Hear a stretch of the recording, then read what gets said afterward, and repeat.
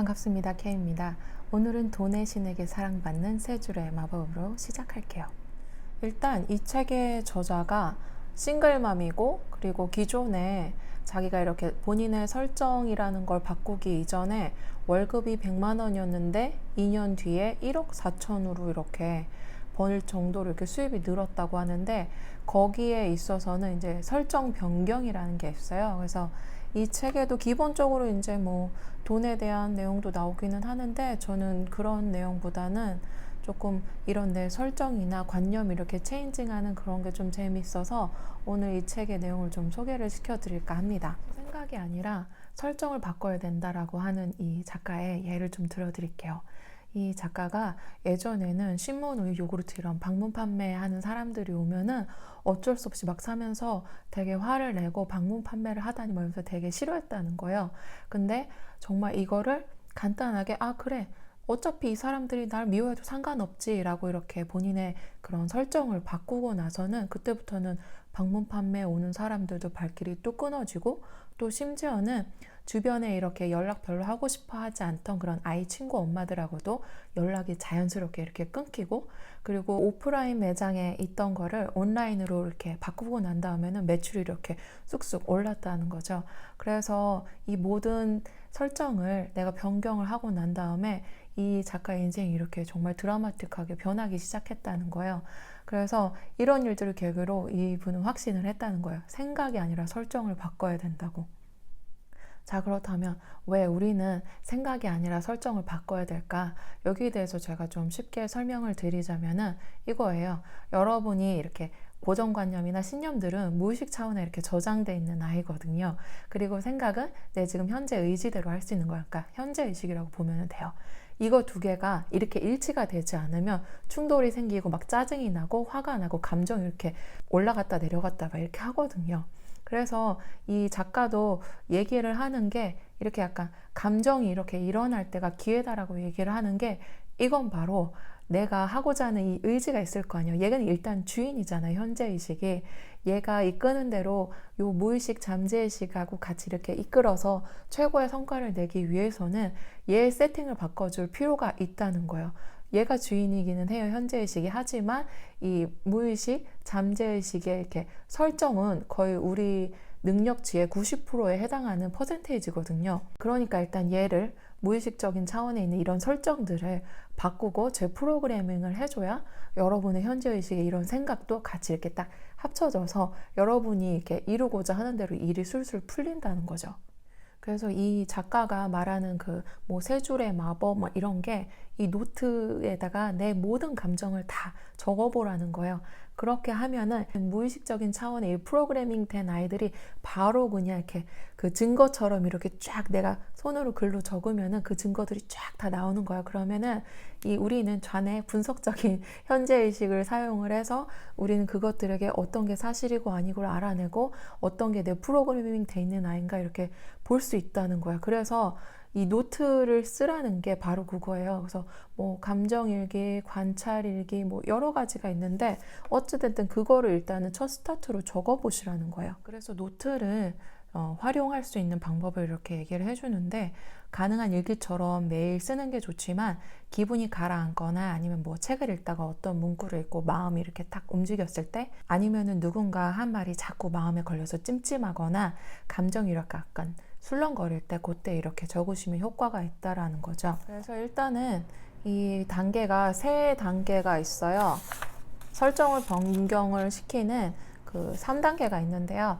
첫 번째는 관찰이고, 두 번째는 감정, 세 번째는 결정이에요. 그래서 제가 좀 자세하게 설명을 해드릴게요. 1단계 관찰의 첫 번째 단계는 감정을 있는 그대로 적으시는 거예요. 마음에 걸리는 일, 아니면 화가 났던 일, 우울하고 슬프고 짜증난 모든 그 감정들을 솔직하게 일단 적으시는 거예요. 그 다음에 1단계 두 번째, 사실과 환상을 구분하시는 거예요. 이게 진짜 팩트인지 진짜 사실인지 아닌지를 구분을 해서, 사실인 것에는 이렇게 제가 또 띄우고 있죠. 네, 사실인 것에는 이렇게 네모 박스를 치고, 그 다음에 진짜 사실이 아닌 거, 객관적인 그런 사실이 아닌 거에는 밑줄을 치거나 이렇게 물결문을 치거나 이렇게 해서 사실인지 아닌지 구분을 하시는 거. 그 다음에 1단계 그 세 번째, 환상, 즉 감정이 이 부분을 깊이 파고들면서 생각을 거듭한다는 거예요. 여기서 딱 그 세 가지 질문을 하시면 좋은 게 있는데, 첫 번째는 왜 그렇게 생각하는데? 그리고 두 번째는 어째서 그렇게 느끼는데? 그리고 세 번째는 그렇다면 지금의 내 설정은 뭐지? 하고 이렇게 질문을 계속 하면서 파고드는 거예요. 네. 그리고 네 번째는 현재 설정이 무엇인지 깨닫는 거. 네. 그래서 이렇게 3번에 계속 내가 묻고 또 물어봤잖아요. 질문을 겹쳐서. 그래서 여기에 그 얻은 결과가 내 스스로 올가매고 있던 그런 내 잘못된 설정, 즉 내 잘못된 고정관념이라는 거죠. 그렇게 해서 이제 1단계가 끝났고요. 2단계 감정입니다. 2단계 1번은 1단계에서 도출된 현재의 설정을 어떻게 생각하는지 다시 한번 느낀다. 그래서 본인 스스로에게 이런 질문을 하래요. 솔직히 어떻게 하고 싶어? 솔직히 어떻게 하고 싶어? 이렇게 질문을 하래요. 그럼 이제 뭐 대답이 나오겠죠. 뭐 나는 변하고 싶어. 아니면 나는 이걸 바꾸고 싶어. 뭐 이렇게 나오겠죠. 그리고 그 다음으로 이제 3단계 결정입니다. 3단계에서 첫 번째는 이 2단계 솔직히 어떻게 하고 싶어 해서 느낀 감정에 맞춰서 내 설정을 바꿀 건지 아닌지를 정한대요. 그래서 현재 설정을 계속 이제 유지를 할 건지 아니면 그만둘 건지 아니면 이거 그만둔다면 내가 어떤 식으로 바꿀 건지 선택을 한다는 거죠. 그래서 이제 3단계 두 번째 이제 최종 마지막이에요. 이걸 이제 세 줄로 정리한다는 거예요. 이게 약간 이런 식으로 생각하시면 좋을 것 같아요. 내가 이렇게 드라마 작가잖아요. 그러면은 내가 이렇게 드라마 뭐 1부, 2부 막 이렇게 쓰다가 마음에 안 들잖아요. 그러면 그거 지우고 다시 쓰고 이렇게 하잖아요. 네. 그래서 여러분이 내 인생의 드라마 그 대본을 고치고 있는 작가라고 생각을 하시고 쓰시면은 조금 더 쉬울 것 같아요. 그래서 이 작가의 예를 제가 아직도 띄워드리고 있죠. 잘 보이시지는 않을 것 같아서 제가 읽어드릴게요. 그동안 미루어두었던 영수증을 정리했다. 여기서 이제 영수증을 정리했다는 이거는 팩트인 거예요. 사실인 거예요. 그래서 거의 이제 네모박스가 쳐져 있죠. 주스를 많이 만들어 먹어서 식비가 엄청나다. 뭐 주스를 많이 만들어 먹어 식비가 엄청나다는 거는 이제 환상인 거예요. 내 그냥 감정인 거예요. 엄청나 이거. 근데 이건 사실이 아니니까 이제 여기 이렇게 물결 무늬를 해놨죠. 하지만 건강과 관련된 지출은 나를 위한 투자다. 5월부터는 신용카드를 쓰거나 인터넷 쇼핑을 하면 바로바로 가계부에 기입해야겠다. 1개월 동안 쓴 총액이 얼마인지 보다는 하나하나가 꼭 필요한 지출이었는지 꼼꼼히 확인하면서 빠짐없이 기록하자. 그러니까 이 되게 긴 글을 제가 읽어드렸는데 여기 중에 팩트는 그냥 영수증을 정리했다 밖에 없어요. 나머지는 그냥 다 쓰잘데기 없는 내 감정이고 잘못된 설정이고 다 환상이라는 거예요. 네. 그래서 이분은 이렇게 했대요. 첫 번째 단계에서 약간 왜 엄청나다고 생각하지? 그러니까 생각보다 내가 돈을 많이 써서. 그러면 또 이제 또 물어봐야죠. 생각한 돈이 얼만데? 그러니까 월 30만 원 들어 한도를 정해둔 식비였기 때문에. 그래서 이 한도를 보면 어떤 느낌이 들어? 속상해. 그러니까 되게 솔직하게 적으셔야 돼요, 진짜. 그럼 이제 또 물어봐요. 왜 속상한데? 그러면은 맛있는 식재료를 먹으면서 풍요로운 식생활을 즐기고 싶으니까 라는 이유가 나와요. 이게 뇌신경 언어 프로그래밍에서 이렇게 나오거든요. 이렇게 깨달음을 계속 주기 위해서 상담자랑 이제 내담자랑 질문을 하는데 메타 모형에 이제 기초를 해서 계속 질문을 해요. 우리는 본인의 그 관점, 고정된 관념 이런 것 때문에 내가 요 안에서밖에 볼 수가 없거든요. 이거를 빼고 제외한 게 되게 넓게 봐야 되는데 요것밖에 못 보니까 기회도 요만큼밖에 없고 내가 거기에 나를 가둬두게 되는 거예요. 그래서 이제 메타 모형이라는 거를 아는 저희들은 계속 질문을 계속해요. 넌 이거를 오류하고 생략하고 삭제를 했으니까 그거에 대해서 이제 제대로 생각할 수 있게끔 계속 질문을 해주는 거예요. 근데 이게 이제 이건 것 같아요. 설정에 대해서 이제 계속 뭐 관찰하고 감정을 느끼고 질문을 하고 이게 바로 그건 거예요. 그래서 여러분이 이렇게 뭐 생각보다 돈을 많이 써서 그러면 뭐 생각보다 돈을 많이 쓴 게 도대체 뭔데? 이렇게 물어보고 거기서 또 뭐 이렇게 뭐 나 한도를 좀 초과한 것 같은데 그러면 한도를 초과하면 그럼 너 느낌이 어떤데? 네, 이렇게 솔직하게 한번 적어보시는 거예요. 그래서 최종적으로 이제 세 줄이 딱 나온 게 첫 번째가 관찰이잖아요. 그래서 관찰을 한 게 식비는 월 30만 원을 넘기지 말아야 한다는 설정이 있다. 그래서 발견을 했죠. 그 두 번째 이제 감정이었는데 풍요로운 식생활을 즐기는데 돈을 쓰고 싶다는 마음이 들어서 속상했다. 그러니까 감정을 적는 거예요. 그 세 번째 결정입니다. 그래서 식비 한도에 연연하기보다는 생활 수준에 맞는 범위 내에서 풍요로운 식생활을 마음껏 즐기자. 그래서 이분이 이렇게 결정한 뒤에는 식비 한도에 대한 걱정을 좀 내려놓고 편한 마음으로 주스를 만들어 마셨대요. 왜냐하면 그 주스를 만들어 마시고 싶은 게 내가 풍요롭다라는 그런 느낌을 갖고 싶어서 그런 건데, 여기에 본인 스스로 이렇게 식비 때문에 이렇게 본인 스스로의 그 풍요로움조차 이걸 결핍의 감정으로 이렇게 설정을 해놨었다는 거예요. 한계를 저어놨었다라는 거죠. 그래서 다시 이제 정리를 해드리자면 1단계는 이제 관찰인데, 감정을 있는 그대로 적고 사실과 환상을 구분하고, 환상, 특히 이 감정 부분에 대해서는 이렇게 깊이 파고드는 거, 계속 감정의 질문을 계속 하는 거죠. 그리고 2단계는 감정이에요. 여기서 키포인트 그 질문은 사실은 어떻게 하고 싶어? 라고 이제 본인의 그 감정에 대해서 물어보라는 거예요. 그리고 3단계는 이제 설정이죠. 현재 설정을 내가 계속 유지할 건지 아니면 고칠 건지 정하신다는 거야. 그래서 이걸 이제 세 줄로 이렇게 정리를 하는 거예요. 조금 헷갈리실 수도 있는데 여기에 대한 키포인트는 이거예요. 첫 번째, 제 시선에서 보자면 내 감정을 일단은 솔직하게 다 적어버리는 거예요. 그래서 여기에서 사실인지 아니면 아닌지 그걸 구분을 한다는 거. 그리고 그게 사실이 아닌 부분에 있어서는 내가 계속 질문을 해보는 거야. 짜증이 났어. 그러면 왜 짜증 났는데? 우울했으면 이제 뭐 때문에? 뭐 엄마가 잔소리를 해대서, 아니면 아이가 말을 듣지 않아서. 왜 아이가 말을 듣지 않아서 우울했지? 계속 파고드세요. 그 질문에 질문을 계속 질문을 하세요. 스스로에게. 그렇게 하다 보면은 본인이 결국에는 그 감정이 들은 그 뿌리를 내가 찾아내게 돼요. 그게 이 책에서 말하는 고정관념이라는 거예요. 내 관념, 신념, 그 설정이라고 얘기하죠, 이 책에서는. 그래서 그거를 내가 찾아냈다면 그걸 이제 바꾸기만 하면 되는 거예요. 바꾸는 거는 여러분이 그럼 어떻게 하고 싶은데, 나는 그러면 어떻게 살고 싶지? 라는 이런 질문을 가지고 거기에 한번 적어보세요. 그래서 이 설정 내용만으로는 조금 처음부터 적으시기가 힘들 것 같아서 제가 예시를 좀 들어드릴게요. 오랜만에 친구에게서 연락이 와서 모임을 갖기로 했다. 그래서 남편에게 새 옷을 사고 싶다고 했더니 옷 많잖아. 세일 기간도 아닌데 낭비 아니야? 하고 말하면 싫은 내색을 했다. 새 옷을 언제 샀는지 까마득할 정도인데 전업주부는 옷도 사면 안 된다는 거야. 아, 기분 나빠. 이런 이제 그 자기 감정의 내용을 일기로 적은 거죠. 근데 여기서 이제 첫 번째가 왜 그럼 내가 기분이 나쁠까? 그렇게 생각을 해보니까 남편이 나를 나쁜 아내라고 비난하는 것 같이 느껴져서 라고 적었고, 그럼 왜 그렇게 느꼈는데? 라고 했더니 솔직히 새 옷을 사고 싶다고 말할 때 나 스스로도 나쁜 아내처럼 느껴져서 조금 죄책감이 들었다 라고 적었고, 그렇다면 내가 어떻게 해야 될까? 라고 했을 땐 좋은 아내이고 싶다는 설정과 좋은 아내는 참고 인내해야 한다는 설정, 이거 두 개를 이분이 갖고 있었다는 거죠.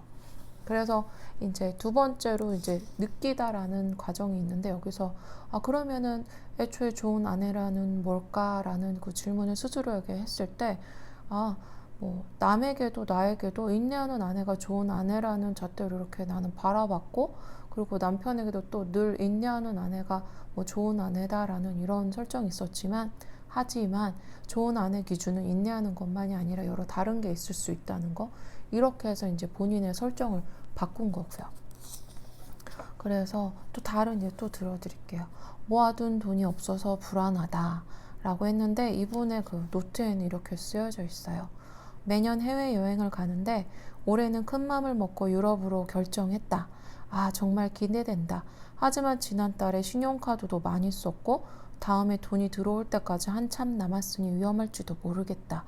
하지만 항상 특별히 문제가 생기는 일은 없었으니까 괜찮을 거야. 그래도 계속 불안하다. 모아둔 돈이 있으면 더 마음이 편할 텐데. 그래서 이분이 이제 직시를 하는 거죠. 첫 번째로 왜 모아둔 돈이 있으면 더 마음이 편할 거라고 생각하는데, 이렇게 물어봤을 때 본인 스스로는 여행이든 쇼핑이든 아무 거리낌 없이 즐길 수 있을 테니까 라고 했고, 그러면은 왜 온전히 즐기지 못하는데? 라고 스스로에게 물어봤을 때는 통장 잔액이 줄어드는 게 무서우니까 라고 이제 대답이 나오죠. 그렇다면 내가 어떻게 해야 될까? 내 설정은 뭘까? 라고 봤을 때, 모아둔 돈이 없으면 여행이나 쇼핑을 즐기지 말아야 된다는 설정과 빠듯하다는 생각에 조마조마해하며 즐기는 설정, 나는 이 두 가지 설정을 가지고 현실을 즐기고 있다라는 이제 결론이 나오죠. 그러면 이제 이런 본인의 설정에 대해서 어떻게 생각하는데? 라고 이제 또 물어보는 거예요.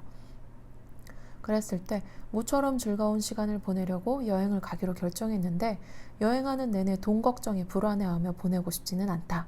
그래서 내가 원해서 유럽 여행을 결정한 거고, 남에게 돈을 빌려서 가는 것도 아닌데 대체 뭐가 그렇게 불안한 거지? 그래서 내가 번 돈으로 유럽 여행을 갈 수 있다는 즐거움보다 통장 잔액이 줄어드는 불안감을 즐기다니 너무 바보 같다. 이런 짓은 그만두자. 라고 이제 얘기를 했고, 이제 마지막으로 이제 예정된 유럽 여행을 그럼 마음껏 즐기자. 이렇게 정하게 된 거죠.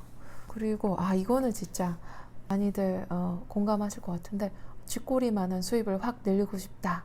그래서 이제 이번에 노트는 이래요. 페이스북에 올라온 누구누구의 글을 보고 우울해졌다. 누구누구는 정말 반짝반짝 빛나고 행복해 보인다. 다들 어쩜 그렇게 돈이 많은 걸까? 나도 나름대로 열심히 노력하는데 좀처럼 수입이 늘지 않는다. 무리하다가 건강을 해쳐서 회사를 그만두게 된다면 부업을 시작한 의미도 없어지고 딜레마다. 이렇게 적은 거야. 근데 이분이 이제 첫 번째 직시하는 단계에서는 그럼 내가 왜 우울해졌는가? 라고 물어봤을 때, 내가 다른 사람들에 비해 빛나지 않는다고 느껴져서 나도 반짝거리는 사람이 되고 싶은데 아무래도 힘들 것 같아서. 네. 그래서 이제 여기서는 왜 그러면은 내가 힘들다고 생각하는가에 대해서 이제 또 물어보는 거죠. 그랬을 때는 나는 럭셔리한 레스토랑에서 식사를 즐기거나 명품 옷, 구두로 치장하려면 돈이 엄청나게 많이 들 테니까 라고 이제 하는 거죠. 그렇다면 내가 어떻게 해야 될까? 라고 스스로 이제 또 물어보는 거예요. 그랬을 때는 돈은 일한 만큼만 들어온다는 설정, 반짝거리는 사람이 되려면 돈이 많아야 한다는 설정과 돈은 일한 만큼만 들어온다는 설정, 그리고 많이 일하면 건강을 해칠 테니 반짝거리는 사람이 되고 싶지 않다는 설정, 이렇게 어마어마한 세 가지 설정을 하고 현실을 즐기고 있는 거죠. 네. 그랬을 때 이제 두 번째 단계, 느끼다의 이 단계인데, 여기서는 지금의 설정에 대해서 그럼 어떻게 생각하는데? 라고 물었을 때는 결국 나는 빛나는 사람이 되고 싶지 않았던 거잖아. 아니, 그에 앞서 애초에 반짝반짝 빛난다는 단계가 뭘까? 돈을 펑펑 쓰는 거? 내가 돈을 많이 벌고 싶은 이유가 뭐였지? 남들에게 반짝거리는 모습을 과시하기 위해서였을까? 아니다. 내가 진짜 원하는 거는 성취감이다. 결코 돈과 성취감은 같은 게 아니다. 라는 결론에 이제 도달했어요. 그래서 이제 마지막 세 번째 정하다의 단계에서는 럭셔리한 곳이 반짝여 보이는 이유는 가격이 비싸서가 아니다. 가격이 얼마인지 따지기보다는 내가 정말 좋아하는 곳에 가고 좋아하는 일을 하자. 그게 내가 정말 반짝거리는 거니까 라고 이제 본인이 정한 거예요. 네. 이런 것처럼 이제 계속 스스로의 이런 사실이 아니라 감정, 뭐 우울하다, 슬프다, 뭐 두렵다라는 감정이 이렇게 내가 발견을 했을 때 여기에 감정에 내가 되게 솔직해지는 거야. 그럼 그게 왜 그런 감정이 들었는데? 그러면은 너는 어떻게 하고 싶은데? 이렇게 본인의 감정에 계속 이렇게 질문을 해보는 거예요. 그렇게 하다 보면은 결국 저 내 밑바닥에 있던 그런 원래 본질을 내가 이렇게 마주하게 된다는 거예요. 네. 그런 식으로 내 잘못된 설정을 이렇게 각본 드라마 쓰듯이 한번 솔직한 감정을 쫙 쏟아서 한번 써보시고, 거기에 계속 질문을 하시고, 그리고 가장 밑바닥에 있는 내 그런 고정관념이나 신념은 무엇인지, 내가 도대체 어떤 설정을 해놨던 것일까, 이렇게 찾아보시고 그 설정을 찾으셨다면 그거를 되바꾸시기만 하시면은 내가 내 삶에서 조금씩 변화가 있을 거라는 거, 네. 그런 거를 오늘 한번 해보셨으면 좋겠고요. 그 모든 감정에 있어서는 정말 우리가 할 거는 하나예요. 그럼 내가 과연 어떻게 하고 싶지? 어떻게 살고 싶지? 네. 그래서 오늘도 제가 설정을 조금 헷갈릴 수도 있지만 이렇게 최대한으로 정리를 해서 제가 자막을 했습니다. 설정을 한번 바꿔보시고 스스로의 감정이 일어날 때 그걸 그냥 묻어두고 아 그래 뭐 지금 또 바쁘니까 이렇게 뒤로 밀어놓지 마시고 그게 정말 여러분의 인생을 바꿀 수 있는 그런 기회라고 생각을 하시고요. 여러분이 가지고 있는 그런 잘못된 설정들을 오늘 이렇게 바꿀 수 있는 그런 기회가 됐으면 좋겠습니다. 항상 제 영상 시청해 주셔서 사랑하고 감사합니다. 네이버 카페 클래스케에서 만나요.